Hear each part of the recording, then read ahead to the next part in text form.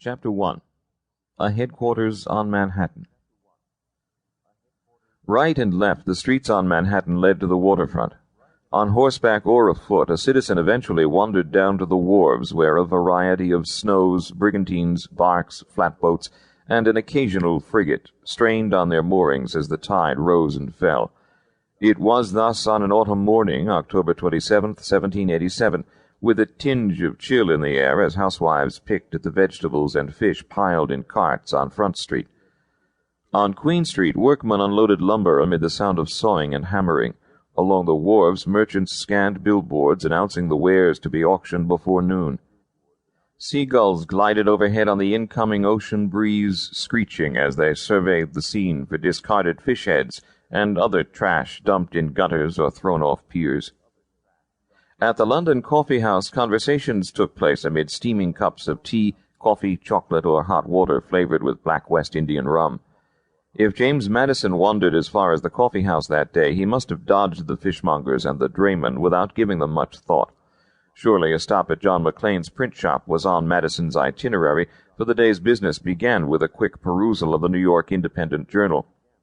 To reach Maclean's busy establishment, Madison walked down Maiden Lane to Crown, turned left at the Fly Market, and strolled to 231 Queen Street. Madison could not tarry at the printer's, but stayed long enough to pick up his paper and probably exchange a few greetings with other subscribers. The newspaper's columns were filled with an essay signed by Publius, which Madison was eager to see in print.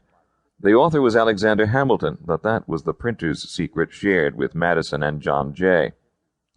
Chances are good that Madison soon was chatting with Hamilton either at Maclean's or at his rooms, for the young New York lawyer lived at 57 Wall Street. Not a towering figure of a man, neither was the 5'6" Madison, Hamilton had sparkling, alert eyes. The idea for a series of essays designed to bring New York into the pro-ratification column for the proposed Constitution was his. Hamilton was a good arm-twister when he used his charm, so Madison agreed to help, as did Hamilton's friends Jay and William Duer.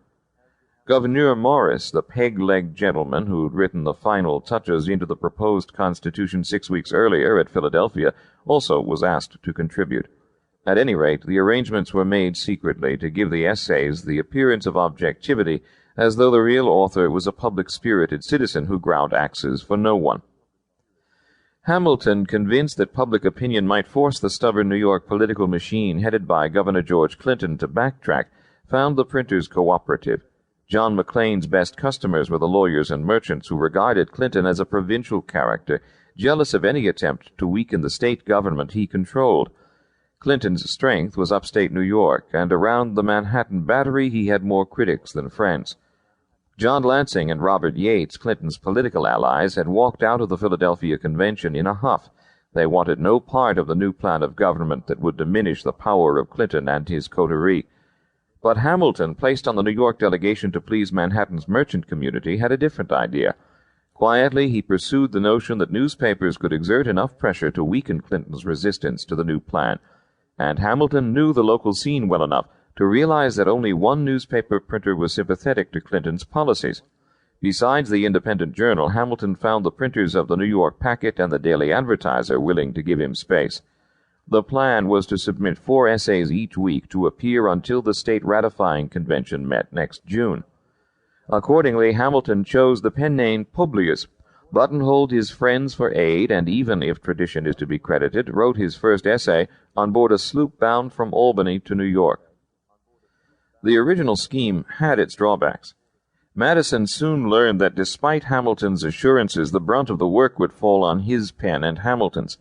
Duer's essay proved a disappointment. Morris begged off completely, and illness forced Jay to quit after writing 4 articles. Thus, the burden of writing what came to be known as the Federalist Papers fell to non-lawyer Madison and his aggressive, restless associate. At a time when both discretion and custom favored the use of a pseudonym carrying overtones of public virtue, Hamilton chose Publius, the Latin equivalent of a Christian name loaded with the connotation of disinterestedness. The essays had as their immediate target the people of the state of New York. Both Madison and Hamilton saw New York as the critical battleground for ratification, and they promised to keep printers busy until the issue was settled. Their commitment involved